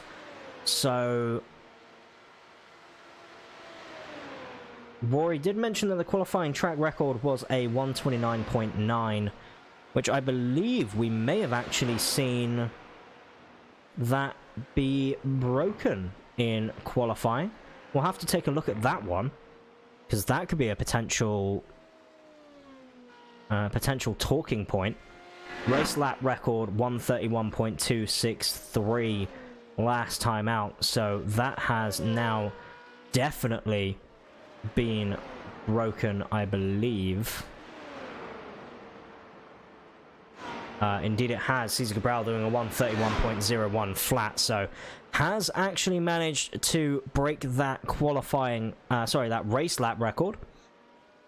And I will take a look afterwards to see whether or not we have any sort of qualifying track record being broken, as well as Cesar Cabral continues this push to maybe try and take third place away from Carlos Ghitao. And if he can manage that, then that will be an incredible result for the Brazilian. And especially considering that he didn't pit particularly early. He's pit on lap 29, whereas everyone else is sort of pitted around lap 6 ahead of him at least. So, and just as I say that, Cesar Cabral does go faster still with a 130.98, so 975 to be exact. So he is now really putting the hammer down, and he is starting to try and find any sort of pace that he can. He was 2 seconds quicker than Carlos Ghitao that last lap. 2 seconds a lap quicker. If this pace is to be believed, that means that Cesar Cabral will be on the back of Carlos Ghitao at the end of this lap. So we'll keep on board with Cesar Cabral and see whether or not he can make this magnificent charge here on lap number 33 of 40 here for your Northern Grand Prix, round number 9 of the IFL Season 3 Formula 2 series. And again, this race has been a race of attrition so far. We've seen quite a few cars out early on with unfortunate collisions, the likes of Lewis Archer, one of the bigger ones to be mentioned there, with Don Satterfield also being involved with a crash that involved Eystein being sent into the catch fence as well in through the S's. I believe Alex Gutnecht was also one of the drivers involved in that one, but unfortunately, it doesn't look like Alex Gutnecht managed to get any sort of damage from it, and has managed to continue on and take potentially second position here. And when I mentioned that Cesar Cabral was going to be right onto the back of Carlos Ghosn at the end of this lap, I was joking. I didn't think that he'd actually be there. And you're seeing the pace difference, and you're seeing why. 1.8 seconds pace difference on that last lap. Cesar Cabral versus Carlos Ghosn here for third position for your Northern Grand Prix. Cesar Cabral is going to try and maybe make the move into the bus stop, as he's done so many times before. Cesar Cabral goes up the inside, and they touch, and unfortunately Cesar Cabral gets put worse off, and unfortunately that means that his tyres are going to be cooked. And that does mean that, unfortunately, for Cesar, he's going to have to try and fight all the way back, all over again. And Chris Byron may even get a chance to pick up a position. We mentioned before that Cesar Cabral has done a lot of these moves before into the bus stop, managed to do it to Frederick Larson, to Alex Gutnecht, and also Rob Suter, but unfortunately when it came to Carlos Ghosn's defending was a bit too robust. The two did touch, and that may be the talking point of Cesar Cabral not picking up that third position. So a talking point for sure. We'll mention that to Carlos Ghosn and get his thoughts on that incident, as well as what Alex Gutnecht thought of the incident involving in the S's as well.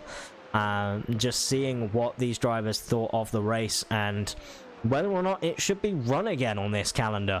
It is definitely a race that is taking out more cars than it's keeping on track, so potential one to maybe look at being changed around for next season, but we will see what the drivers think as well as what everyone else thinks.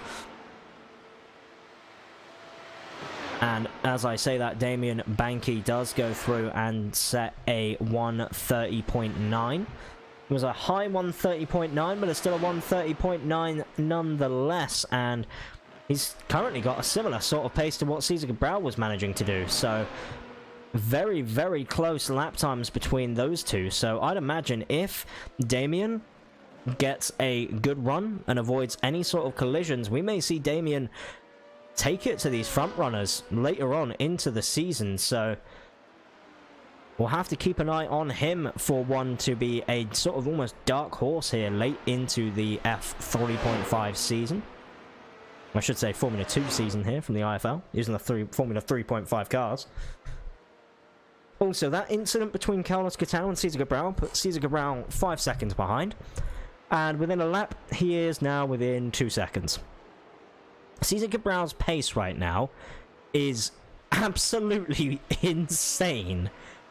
He's had a spin and is still able to pull out lap times that are almost 2 seconds quicker than everyone else on the field. Cesar Cabral has some sort of magician secret going on right now, where he's just able to get these insane lap times regardless on what the track throws at him. 131.07 from Cesar Cabral that last lap. Chris Byron with a 131.34 is very close, and then Damien Banky with a 131.24 also very close. But Cesar Cabral is just trying to put on a show, I imagine, and is really just wanting that third place more than anything. So we'll have to wait and see if Cesar Cabral can maybe make a move into turn 1 instead.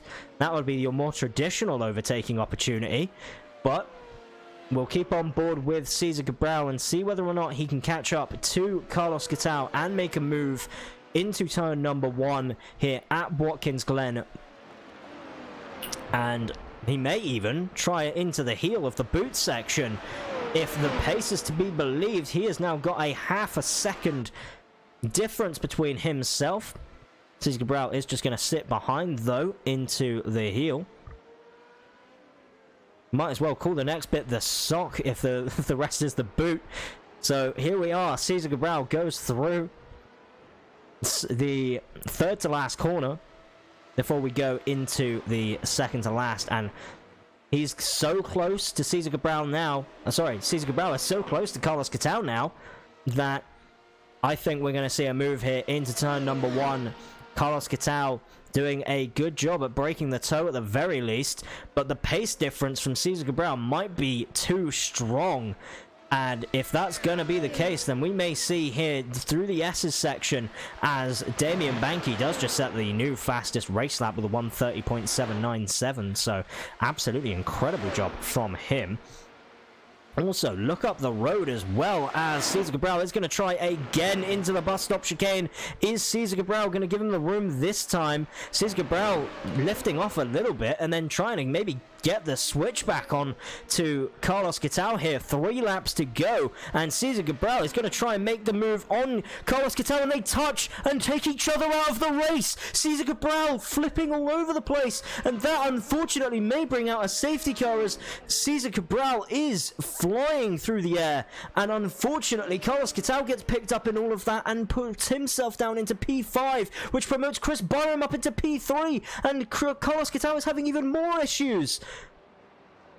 Unfortunate collision between the two of them. Carlos Catao and Cesar Cabral almost taking each other out into the chute there. And what that's going to do is promote Chris Byram into an incredible P3. Chris Byram is now going to take 3rd place of your Northern Grand Prix unless Damian Banky can do something about it, and Chris Byram needs to look in his mirrors because 2 laps to go. Chris Byram, you've got some defending to do, my friend. Chris Byram is going to now have to be very much aware that Damian Banky is on a massive charge, and if Damian Banky can make that charge successful, we may see Damian Banky's first result also end in a very big result, putting himself P3 on his first race. But it's not over yet. Chris Byram is going to make it very, very difficult. He knows how to make that car wide. He knows how to make that Formula 3.5 car look like a truck. And he isn't going to make it easy to pass. And Damian Banky definitely has the pace to get past him. So we'll have to wait and see what that looks like when the move does get made eventually. But we will jump on board with Damian and see what he's able to do in that 499 car of the 499 Racing team, as Carlos Catao does now get put down into 6th place. And unfortunately, I believe Cesar Cabral's race is over. So that does mean, unfortunately, we will only have 6 finishers potentially, unless Cesar Cabral can get out there and just cross the finish line on the final lap of this race. Frederick Larson leads us through onto lap number 39 here. So 2 more tours of the island, as it were, and Frederick Larson is currently in the lead, followed by Alex Gutnecht, followed by Chris Byram, who is very closely followed by Damian Banky. And is Damian Banky going to be able to do anything about Chris Byram being able to pick up another 3rd place through unfortunate incidents from his championship rivals? Or is Damian Banky, knowing that he's not really in a championship fight, going to just hold off a little bit? Maybe if he gets close enough, he'll just be like, hey, Chris, it's, you know, coming up to the last couple of laps. I don't want to risk your race. I don't want to risk mine. This is my first race here in the IFL. I'm just going to let you take 3rd place and I'll settle with the 4th. Or is he going to be aggressive? Are we going to see him be like, you know what, it's my first race here. I want to make a statement. I want to get that 3rd place from you, and I want to show that I'm here, and I'm going to start making a name for myself. I'm going to start making a household name for myself, and maybe even consider being a championship contender next season. Obviously, missing so many rounds, he would have missed 8 rounds now. So, may even see him at least battle for the middle of the championship later on, as Frederick Larson will lead us on to the final lap here of the Grand Prix. And Frederick Larson doesn't really have anyone to challenge him, so unless we get a massive incident here involving himself. I believe Frederick Larsen will take the win, and then Alex Gutknecht will finish in second place. But this battle between Chris Byram and Damian Banky is going to come down to the final lap of the Grand Prix. Damian Banky is now going to try everything he can to get past Chris Byram for the third place position, the final podium spot here. And if Damian Banky is able to do so, not only does he get a good result in qualifying, he also solidifies himself as one of the top contenders here in the IFL Formula 2 season. And here we go down the back straight with DRS. Damian Banky's going to look to maybe try and make a move into the bus stop chicane, but does hold off for now. Damian doing an incredible job, just knowing that he's not going to make a move there on Chris Byram just yet. He's just going to sit behind and maybe try making a move into heel after the toe.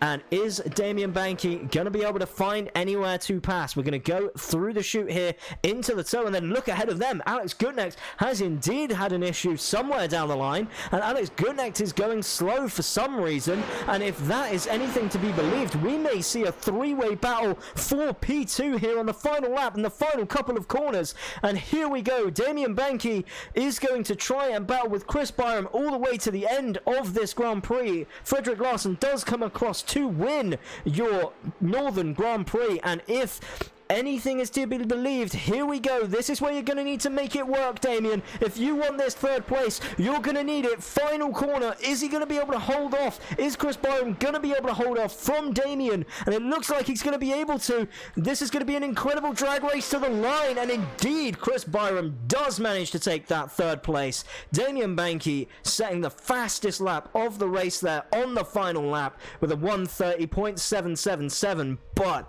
a massive congratulations to Frederick Larsen for the win here. And there he is doing some celebratory donuts, and quite rightly so.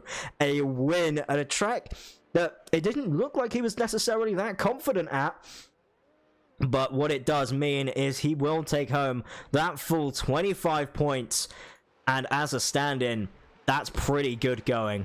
Alex Gutknecht finishing up on P2 after having, you could consider almost a controversial race for Alex Gutknecht, and then Chris Byram picking up that P3, which was very well deserved from himself, having unfortunately just been in the wrong place at the wrong time a few times and managing to come back. And then Damian Banky having an absolutely incredible job, an incredible first run out as well. So Damian doing very well, and I can't wait to see what's next from him.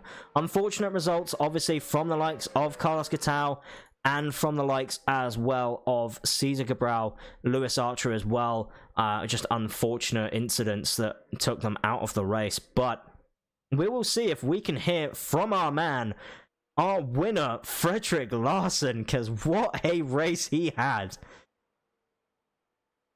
Frederick, mate, congratulations on a P1 here and a win here at the Watkins Glen for the Northern Grand Prix. That's got to feel incredible for you, surely.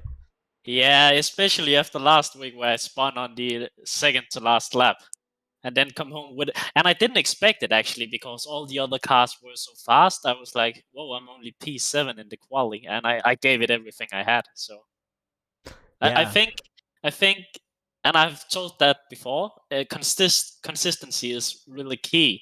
I'm not the fastest driver on the grid, but I'm definitely one of those with the fewest mistakes on the grid. And I really get a lot of points by that.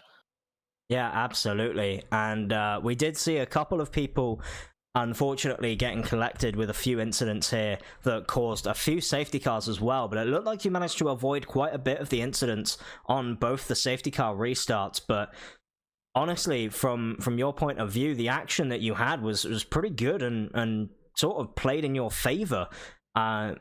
And once you managed to get past, I believe it was Daniel Thomas you were fighting with, it sort of became a bit of smooth sailing for you. I'm not sure what your thoughts are on it. Yeah, I think that was lap 13. And from there on, I just thought, well, I hope this race ends soon. And I couldn't wait for the lap 40 or something like that. And all the time I was like, hopefully there isn't coming a safety car, because I knew I wasn't the quickest guy of the bunch. Yeah. And if there were a safety car coming, I would both be on old tires and not be the fastest guy, so I knew a safety car meant that I wouldn't win. So I was terrified of that happening. And we did see, obviously, yourself and Cesar Cabral starting to battle a little bit as well. And I'm not sure if you're aware that Cesar still needed to pit, but what were you thinking when he was trying to hunt you down? I knew he hadn't pitted yet, so I was just like, I want him to get past as quick as possible. All right, okay. Yeah. Yeah. And after that, it was basically just following him, and then nothing happened for the rest of the race. So yeah, it was a pretty quiet race for yourself, but a win is obviously something that's absolutely amazing. So again, an amazing result for you, and you know, again, as a stand-in, you know, that's typically how you've been so far, and you're proving that actually you could probably race here full time and be competing with the top guys, I'm sure. And you know, it's one of those things that I'm sure you're gonna now go back to your team and just be like, guys, did an amazing job. Got to prepare for the F3 now, though. It's going to be definitely a completely different style of race, because it's going to be tough. But yeah, I mean, congratulations. And before we let you go, is there anyone you'd like to thank? Yeah, my team, as usual, and Carlos as well, and Jackson. Jackson, he did actually very good. It was, I think he had 10 minutes in the car before this race or something like that. And I think, why did he end P7 or something like that? That's great. Yeah, P5 in the end for Jackson Carr. So yeah, that's great. Yeah, an amazing job from him. As you say, with only 10 minutes beforehand, did an incredible job. But yeah, I mean, as we'll say, absolutely amazing job from yourself, and can't wait to see you for the F3. And who knows, depending on how chaotic the F3 race is, if it was anything like this, as long as you keep yourself out of danger, you may get yourself another win. Yeah, let's hope that. I still haven't gotten that podium since the race 2 or something like that. I'm still waiting for that. But hey, you got yourself a win here today, so at least you've managed to get one of them. yeah. And it's my first win ever in this league, so that's great. Yeah, absolutely. First win ever, and you did it at Watkins Glen, which, admittedly, pretty difficult track to get a win at, especially if you start a little bit further down the grid. So, yeah, amazing result for myself, and we'll let you get heading off. And yeah, just congratulations again, mate. You did an amazing job. Yeah, thank you. All right, next up, we will pull in Alex Gutnet for an interview and talk maybe a little bit about some of the controversy that happened. So this should be an interesting one, I'm sure. Hey Alex, P2 for yourself, an amazing result for yourself and the Lumos guys as well. Doing a good job picking up quite a few points for the Lumos team. But it wasn't a race without some sort of controversy from yourself. There was a lot of incidents and a lot of safety car madness. And we just wanted to get your thoughts on what was happening there, and obviously how you're feeling after the race. I took myself out of the race on lap 1. I was a bit too overzealous going into the chicane. But I mean, safety car worked in my favor, as it turned out. I went with my team owner, Alex Shaughnes's strategy call, hit on the second safety car, get some full fuel, and I was happy to make it to the end on the tires I had left. But yeah, I mean, it wasn't my cleanest race. I got caught up in a few incidents. Maybe some are my fault, but I'm happy we ended up on the podium. Yeah, absolutely. And, you know, picking up the points for the Lumos guys is always going to be an important thing for you. And picking up a second place, again, an amazing result.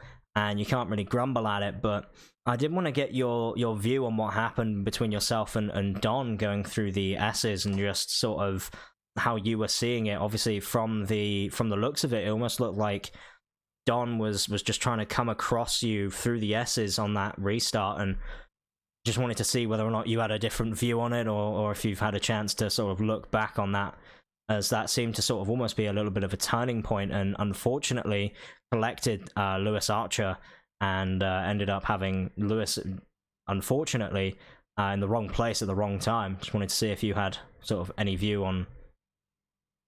Yeah, I mean, I know it's a very tricky spot to pass, and I thought I had a good enough run, and I thought I had space on the inside, and I was gonna stay as tight as I could to the curb.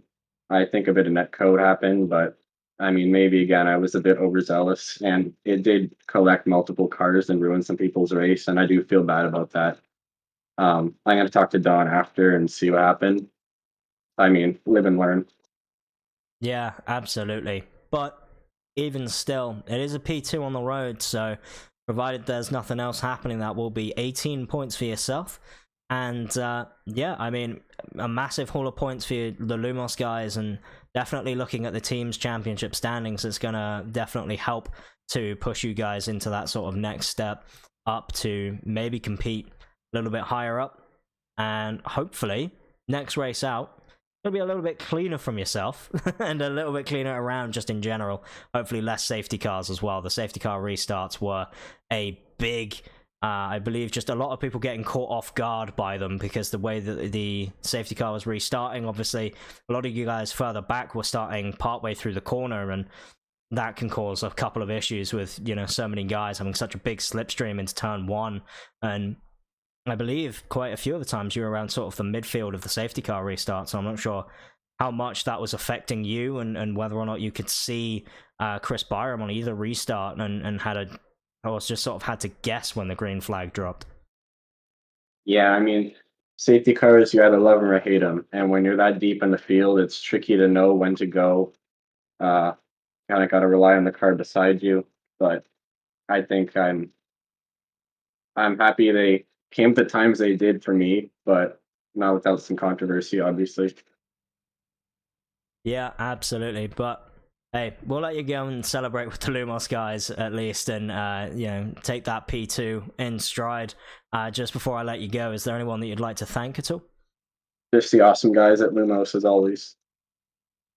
Yeah, absolutely, and I'm sure they'll be ecstatic with the result, as much as the rest of the field has been affected. But we'll see. Hopefully, some sort of result come your way, and hey, who knows? Maybe you'll be back out there on a P1 next time. That'll be an amazing result for yourself. And is there any sort of tracks left on the calendar that you're looking forward to? Maybe ones we should be expecting you to maybe finish a little bit higher up? I mean, next race is going to be my last race in the IFL for the season at least, so I'm going to practice as hard as I can and see what I can do there. Oh, okay. So is that due to any sort of issues or anything, or is that just sort of a general... That's just due to the timing of my real racing overlapping with the rest of the weekends on the calendar. But I'm hoping to still stick around as a spectator, as an admin, and a steward. Yeah, absolutely. Well, it's going to be amazing then. Hopefully the real racing goes well for yourself. As I say, that's obviously going to be a really, really cool thing. And hey, if you want to give a shout out to that and see if anyone can follow along with it, then feel free. Thank you, will do.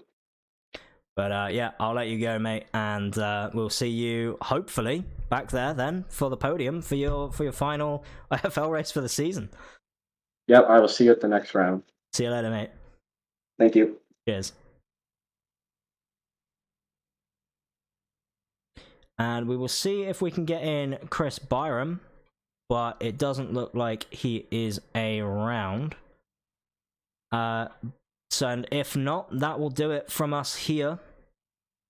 And yeah, that'll be it from a very dramatic race here at Watkins Glen. That was a race of seemingly two halves for a lot of people. You know, we were looking at some of the guys who normally don't have that sort of race pace managing to benefit from a lot of those quicker guys having to work their way through the field, and the safety cars causing a massive shakeup between everything involved. And as we saw, the likes of Cesar Cabral and Carlos Gattal at the end, the pace difference was big enough for Cesar to make some sort of moves, but unfortunately ends up with finishing in 7th and Carlos managing to go home and finish in 6th as well. So I mean, hey, we'll see you all again here next week, and as always, we can't wait to see you back. It's going to be an absolutely incredible season for the rest of the season. We've got so many good rounds coming up, that it is going to be absolutely incredible action. I'm sure you don't want to miss it. Make sure that you subscribe to the channel. Yeah, make sure you follow along with all of the action. And also, one other thing to note is that we do now have the standings on the website as well, so you can keep track of all of that. And hopefully, fingers crossed, all of this is going to be able to provide you guys who are watching an easier chance of following along and just supporting your favorite drivers, supporting the league as a whole, because we can't do this without all of you here, and we love to put this stuff on for you. So that'll be it from us here from Watkins Glen for the Northern Grand Prix, and I will see you all tomorrow for the F3, and then also later on after that the F1, and then who knows what will happen. We will have a week off before we're back racing again after that.